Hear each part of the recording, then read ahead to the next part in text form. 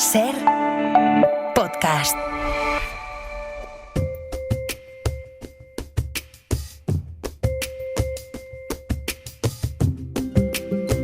Hoy por Hoy Magazine.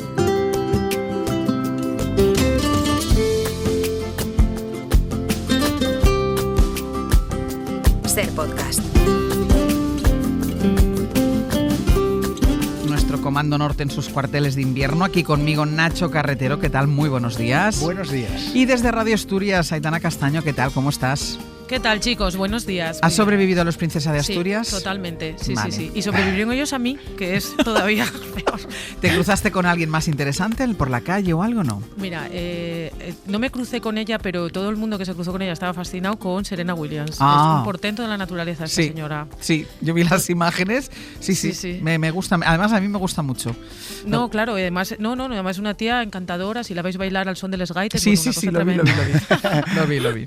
Bueno, antes de empezar con el tema de hoy, los dos estáis, que lo petáis, lanzando vuestros trabajos al mundo, poniendo luz en tanta oscuridad, porque Nacho hace unos días se estrenó en Netflix Marea Blanca, que es la surrealista historia de Rabo de Peixe. Há cocaína espalhada pelos 4 cantos da ilha de São Miguel. Primero, ¿eso de qué va? Y después, ¿qué tal va?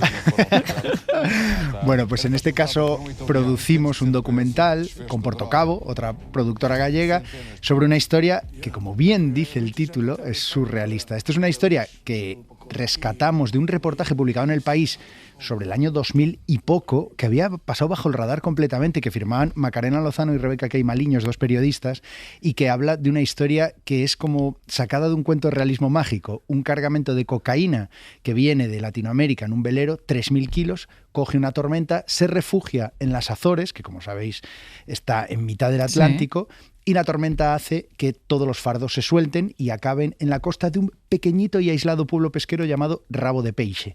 ¿Qué pasa? Que allí llegan unos fardos de cocaína, unos vecinos que en su mayoría jamás habían visto lo que era la cocaína. Y se produce una situación surrealista. Desde gente que empieza a empanar el pescado con cocaína, niños que pintan las líneas del campo de fútbol con cocaína y, por supuesto, gente que la consume, la come, la vende como si fuera aspirina. Entonces, más allá de la locura que supone esto... El pueblo este estaba en las Azores mismo. Sí, en la isla de San Miguel, un pueblecito pesquero muy pobre. De hecho, en esa época era el municipio más pobre de Europa. Y como decía, más allá de la locura que supone esto, tiene lugar una tragedia sanitaria brutal. Es decir, una generación entera arrasada por la cocaína que todavía hoy tiene sus efectos. Rabo de Peixe, este pueblecito, es víctima a día de hoy de un arrase sanitario brutal. Entonces decidimos que ese reportaje merecía. ¿Cuándo pasó eso? Yo no lo había visto en la vida. Yo tampoco. No, es una historia, por eso decía que pasó mucho bajo el radar en el año 2000, muy poco eco mediático, incluso en Portugal, lo cual nos extrañaba. Y en porque cuanto no había redes sociales, Nacho. Puede ser, sí. Y en cuanto se lo contamos a Netflix, Netflix dijo, adelante, hay que contar esta historia. Y de hecho en Portugal han hecho una serie de ficción que se llama Rabo de Peixe, que es la serie más vista de la historia de Portugal. Entonces, Marea Blanca es lo que cuenta la realidad. Está de número 1 en varios países, en España no. Así que, por favor... Bueno, ¿qué te parece si le estamos haciendo publicidad? Vamos a hacerlo número 1. No, yo ya quiero verla. Es una historia alucinante. Claro, es que yo ya quiero verla. Es que no sabía yo, había visto el título, pero no sabía de qué iba. Me parece alucinante. Y tú, Aitana, que en breve publicas novela, ilustrada por tu colaborador habitual Alfonso Azapico. Las Madrinas está en preventa también. O sea, tienen que ver Marea Blanca, la surrealista historia de Rabo de Peixe, y tienen que comprar las Madrinas de Aitana Castaño. No paramos de crear. No paramos de crear. Mi novela sale a finales de noviembre, entonces ya tendré tiempo de hacer mi mejor caída de ojos a Martínez Asensio, que es mi intención. Vale. Para que diga brutal. Claro, brutal. ¿Pero de qué va esta novela? Bueno, pues mira, y la historia de una mujer, de una niña de Les Cuenques Mineres que queda embarazada y la echan de casa. Entonces coge una furgoneta camino de Bruselas, pero por el medio pasan muchas cosas. A mí cuando me preguntan, me gusta decir que yo una novela de aventuras, en la que pasan muchas cosas. Aparecen mexicanos con mucho dinero, comunistas italianos muy guapos y cosas así.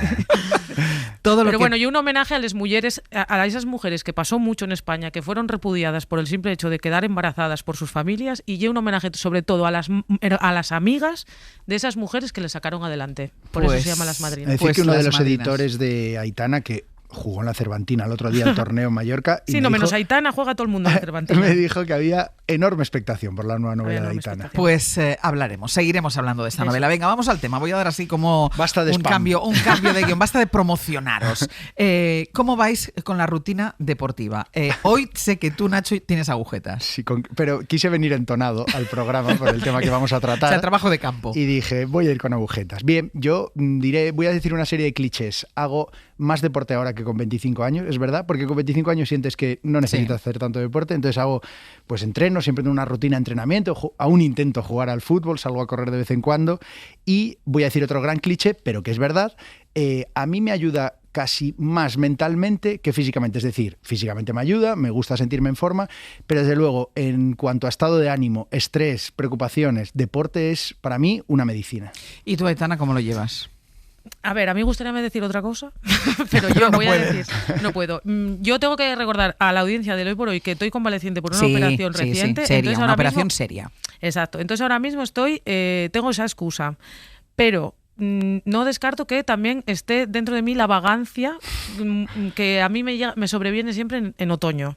Entonces, tengo la excusa perfecta, que estoy convaleciente, no puedo, y entonces ahora mismo no estoy haciendo nada, pero creo que esa excusa se me va a acabar pronto. De hecho, yo creo que nuestra invitada te va a rebatir esto claramente. Vengo aquí con un par de... A mí, cuando me traéis médicos aquí, con esta tendencia que tengo yo a la hipocondria, yo siempre traigo mis dudas personales. Mira, vamos a presentar ya a nuestra invitada de hoy, porque yo creo que todo el mundo lo sabe, que el modo más barato y más seguro de alargar la vida y de tener además una vejez saludable es hacer ejercicio, pero hay un 50% de españoles que se declaran, que admiten ser completamente sedentarios. Todos los médicos deberían recetar chándal, pero no lo hacen. Es verdad que eso debería ir en las recetas, así como prescrito. Doctora Romaguera, buenos días. Hola, buenos días. ¿A los médicos también les falta concienciación sobre la importancia del ejercicio físico? Todavía.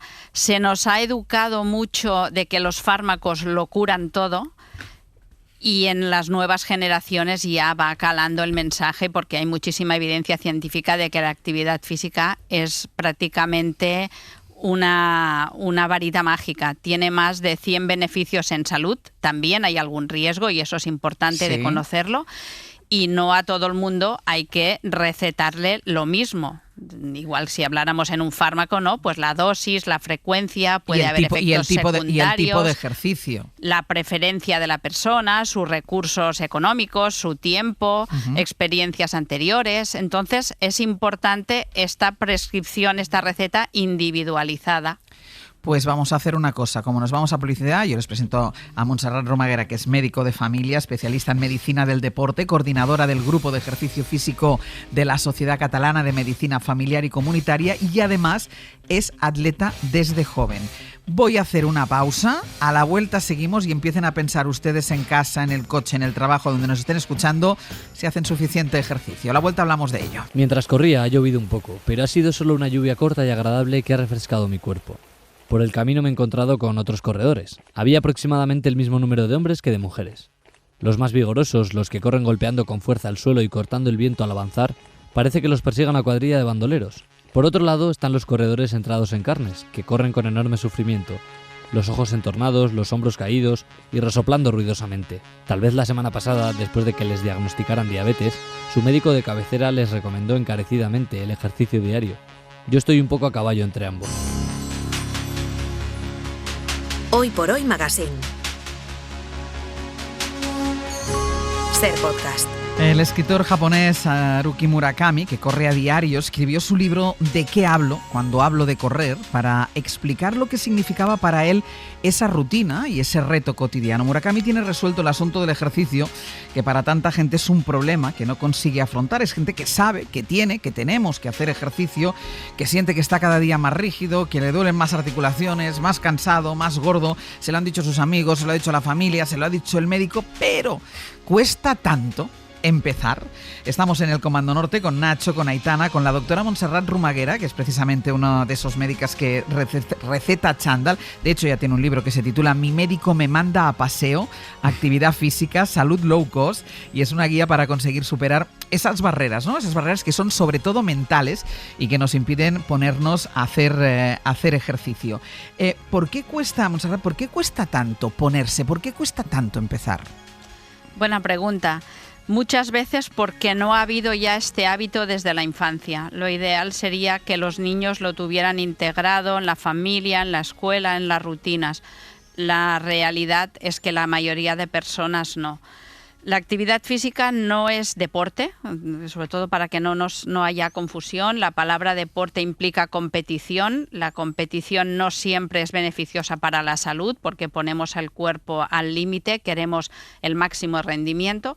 Y nosotros estamos hablando de salud. Entonces, la actividad la podemos hacer en el domicilio. Lo que pasa es que tenemos muchísimas comodidades, ¿no? Nuestros antepasados pues iban a cortar leña, iban al río a buscar agua, o a la fuente, o al pozo, lavaban en el río. Subían y bajaban escaleras. Exacto. Todas estas rutinas nosotros ya las tenemos súper mecanizadas, tenemos mandos a distancia, aspiradoras y toda serie de comodidades que hacen que nos dan un confort, pero evitan que hagamos actividad en el domicilio. Otro espacio donde podríamos hacerlo es en los desplazamientos. Desgraciadamente la mayoría pues van en coche.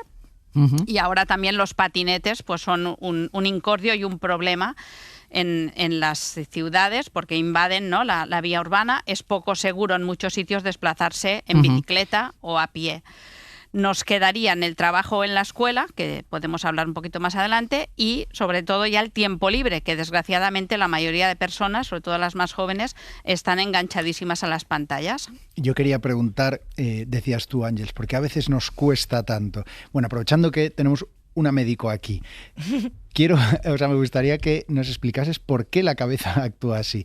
Yo que hago bastante deporte, siento como que cuando empiezas tu mente te está suplicando que pares, te está emitiendo órdenes de para de hacer esto, por favor. Y hay un momento que atraviesas una especie de umbral en el cual tu mente es como si comprendiese que no vas a parar y se pone de tu lado, se pone de tu parte y dice, venga, vale, pues ahora te ayudo. Y de la misma manera, cuando terminas de hacer deporte, como que el estado de ánimo te sientas bien, mejora, te sientes y te muy sientes bien. fenomenal. ¿Qué pasa ahí en nuestros cerebros, Montserrat? Ángeles decía, ¿no? Al principio muchos beneficios, sí, sobre todo a nivel locomotor, metabólico, en algún cáncer también. Pero ahora le están dando muchísima evidencia científica a la salud mental. Las personas que hacen una actividad de forma regular tienen menos ansiedad, menos depresión, menos insomnio, consumen menos fármacos que también tienen muchísimos efectos secundarios y por eso es tan importante nuestro rol como profesionales para ayudar, para dar este empujón al principio, para romper esta barrera, esta inercia y cambiar. Entonces tenemos que motivar y después tenemos que conseguir esta adherencia, que las personas que empiezan ahora, pues 31 de diciembre me voy a apuntar al gimnasio, bueno, pues que después no colguemos. No solo pague, ¿no? Que también vaya. Exacto. Un clásico. Mira, yo tenía una pregunta, porque me gusta que digas que en casa se puede hacer ejercicio y yo tengo una duda, Montserrat. Yo hago una limpieza semanal en mi casa un poco más profunda. ¿Eso cómo cuenta? Eso cuenta como ejercicio físico Como porque mi sentadillas. cabeza cuenta como ejercicio físico y ya digo, hoy no voy al gimnasio. Claro que cuenta. O la gente que tiene un jardín o tiene un huerto, esas actividades también, o pasear el perro. Evidentemente. Claro, es que tú has hecho una distinción que me parece muy importante, que es entre deporte y ejercicio físico. Exacto. Es decir, muchas veces nos planteamos que es lo que hay que hacer, que también, seguramente hay que ejercitar la fuerza, sobre todo a partir de una determinada edad, pero el hecho de ir de un sitio a otro y dices, pues mira, yo tengo que ir de Gran Vía, voy a poner un ejemplo, tengo que ir de Gran Vía hasta Conde Duque, aquí en Madrid, una distancia de 30 minutos, los hago andando y eso cuenta como ejercicio físico. Eso cuenta. Y criticamos mucho las pantallas, pero una herramienta que tenemos en el móvil es el cuentapasos y eso es un refuerzo positivo muy interesante.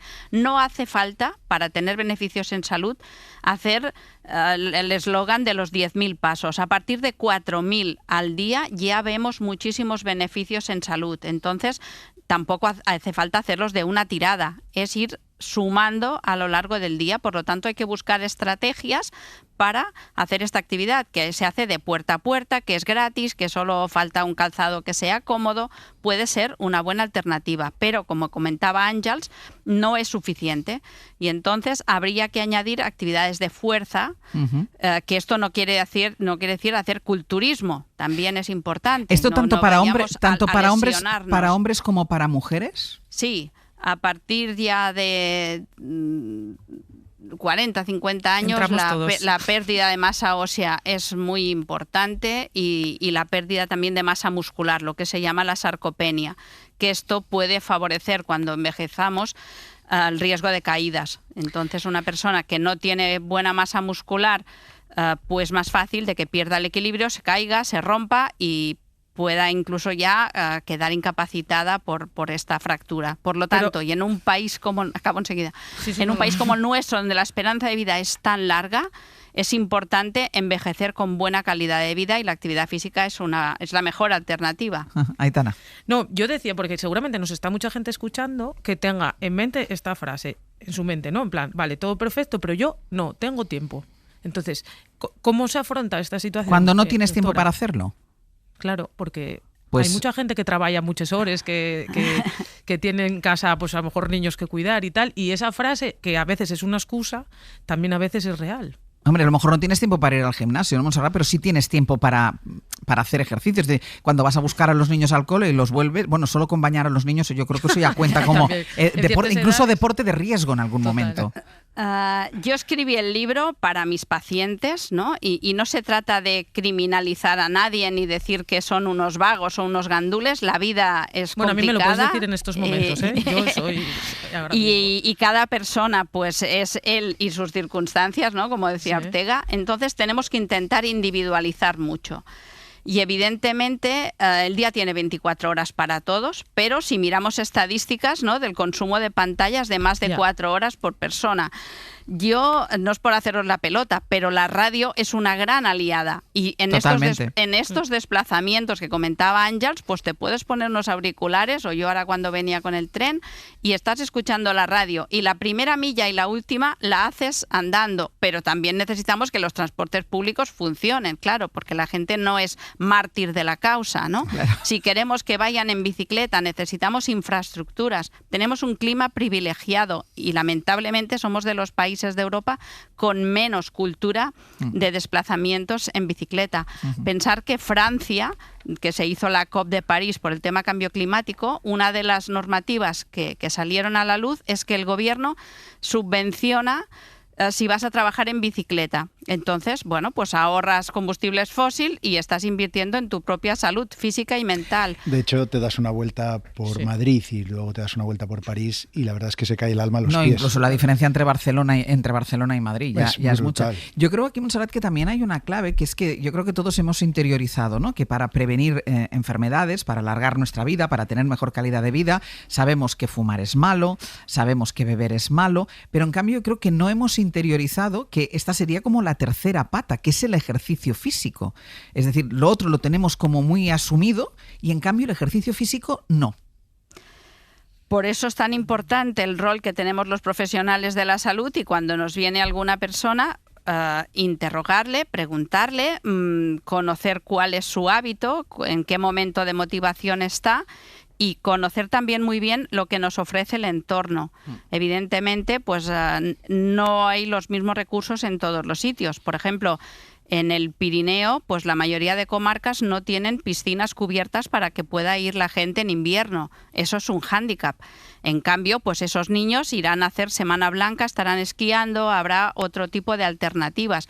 También actividades lúdicas, como puede ser en esta época ir a buscar setas al monte. Es algo que... Con cuidado, con cuidado y evidentemente y sabiendo dónde vamos y cuáles son nuestras limitaciones, porque el otro gran tema que estamos viviendo ahora es la gente que no tiene conciencia de riesgo, se pierde, tiene siniestros en la montaña, hay que ir a rescatarlos. No, o gente incluso que practica algún deporte sin haber hecho ningún test de esfuerzo ni ninguna prueba antes. Uno tiene que saber cómo está físicamente. esa recomendación la tenemos que hacer desde la consulta, explorar al paciente, conocer los antecedentes. Leíais en el fragmento, ¿no? Los nuevos diabéticos. Bueno, pues evidentemente depende de los antecedentes que tenga una persona, tienen unos riesgos y tenemos que ser muy conscientes, no podemos ser kamikazes y temerarios recetando según qué actividades. Y los bucles... hablamos de los bucles negativos, del sedentarismo, de que te da pereza, que entras en un... Pero también hay bucles positivos. Una vez que empiezas a hacer deporte, puede pasar, o por lo menos a mí me ha pasado, que ya no sabes estar sin hacer deporte. Hay mucha gente que le pasa eso. Que te empuja a seguir haciéndolo, a cambiar tu dieta, pues ya te da pereza los malos hábitos y entras en otro bucle positivo, ¿no? A lo mejor, si es excesivamente positivo, tampoco no sé si es muy bueno, Monse. Claro, ¿hasta qué punto? Ahora hay gente como casi adicta a esto. Claro. Sí, tenemos que buscar un equilibrio. Evidentemente, hasta 20.000 pasos se han demostrado que hay beneficios en salud, pero hay que supervisar, y si una persona va a hacer una actividad muy intensa, también vale la pena hacer la prueba de esfuerzo, hacer una serie de evaluaciones previas para no tener ningún disgusto. De todas maneras, tenemos una gran brecha de género, por ejemplo, en personas que hacen deporte federado, solo 1 de cada 4 son mujeres, cuando somos la mitad de la población. Por lo tanto, todavía falta mucho para motivar, incentivar que estas niñas tengan referentes y hagan actividades que no siempre tienen por qué ser competitivas, pero en España solo el 7% de las niñas llega a las recomendaciones de la Organización Mundial de la Salud de actividad física. Por lo tanto, el riesgo de que estas criaturas estén tan enganchadas en móviles, en viviendas pequeñas, en ciudades que están muy urbanizadas, con pocas zonas verdes, pocos espacios. Una de nuestras reivindicaciones, y posiblemente, ¿no, Àngels? En nuestra época, los sábados se podía ir al colegio, estaba abierto, teníamos 3 horas de patio, yo me llevaba los patines marca volador, y hacías otro, bueno, pues era un entorno seguro donde los niños podían hacer actividades, ¿no? Ahora se habla de los refugios climáticos. Bueno, pues la piscina también lo podría ser, pero muchos niños, sobre todo de familias más vulnerables, no saben nadar. Hay que invertir para crear estos hábitos y reconducir estas personas, porque se ha visto de que unos niños que crecen con unos entornos más activos, con unos valores, que esto también favorecerá de que estén más años escolarizados, por lo tanto podrán optar a mejores sueldos, evidentemente tendrán trabajos más bien remunerados, pagarán más impuestos, y esto enriquece toda la sociedad, y con su ejemplo, pues sus niños probablemente serán activos, cosa que si en tu casa ya no has vivido este ambiente va a ser mucho más difícil. Aitana, muy breve, que tenemos que ir terminando. Sí, nada, no, era sobre todo con esto que decía ahora la doctora, con respecto a las crías que hacen poco deporte federado. Sin embargo, en la gente mayor, en estas clases que puede haber de pilates, de yoga, de gimnasia de mantenimiento, la gran mayoría, pero muy aplastante, son mujeres. O sea, en la edad adulta o en la edad mayor parece que nos cuidamos más nosotras que ellos, en la normalidad. Y no digo en hacer deporte, digo en la normalidad. No sé cómo lo ve la doctora. También, y el aquagym también puede ser un muy buen recurso para estas señoras, sobre todo con problemas de movilidad, de artrosis, de obesidad. En el agua hay muchísimo beneficio, y también la mujer, antropológicamente como somos, gusta más la actividad social, en grupo, mientras que muchos hombres pues sí, van a pasar el perro, van a buscar setas o espárragos y van un poco por libre. No es para criticar nada, pero sí que es importante de conocer, porque si tú recetas algo que ya lo coge con mala gana, pues eso no va a funcionar y no vamos a conseguir esta adherencia en el tiempo, que era nuestro propósito. Montserrat Romaguera, mi médico me manda a paseo, actividad física, salud low cost. Venga, animarnos todos. Ahora caminando hasta vuestros destinos. Doctora, muchísimas gracias por estar con nosotros. Un abrazo. Hasta luego. Aitana, Nacho, a caminar, ¿eh? Hasta el martes. Que no me enteré yo que vais de otra manera. Pero si yo tengo agujetas, yo vine entonadísimo. Vale, perfecto. Yo no. Hasta luego. Chao. Para no perderte ningún episodio, síguenos en la aplicación o la web de la SER, Podium Podcast o tu plataforma de audio favorita.